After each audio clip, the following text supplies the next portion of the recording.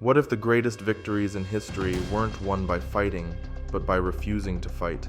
It sounds weak, even cowardly, but this strategy has broken empires, outlasted superpowers, and forced some of the strongest nations in history to their knees. In 218 BC, Hannibal invaded Italy, crushing Roman armies and marching toward victory. Rome was in chaos. They wanted one final, decisive battle. But Quintus Fabius Maximus had a different idea.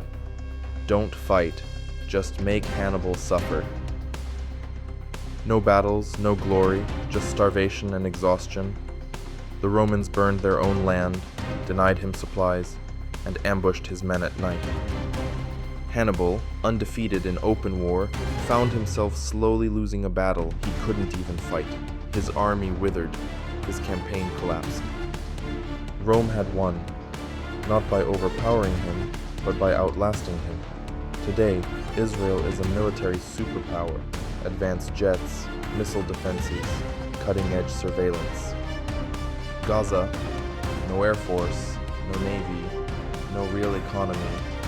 On paper, it should have been wiped out long ago, but it hasn't been. Because Gaza doesn't fight for victory, it fights to exist.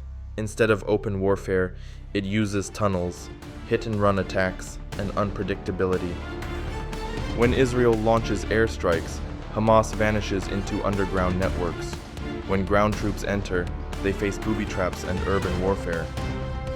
The more destruction, the more the resistance grows. And every war that doesn't eliminate them, another sign that the strategy is working. Even with overwhelming firepower, Israel can't force a decisive end, because how do you defeat an enemy whose victory is simply surviving? The United States invaded Afghanistan in 2001, believing overwhelming force would crush the Taliban. And in direct combat, they did. But the Taliban didn't fight to win battles. They fought to make America bleed. For 20 years, they turned the war into an endless grind, roadside bombs, ambushes, strategic retreats. The United States spent trillions, lost thousands of lives, and in the end, they left.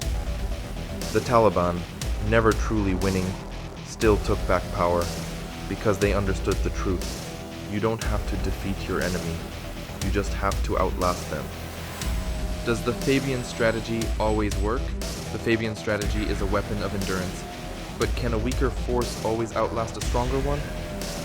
Or does every Fabian strategy have an expiration date? History has its answers, but what do you think?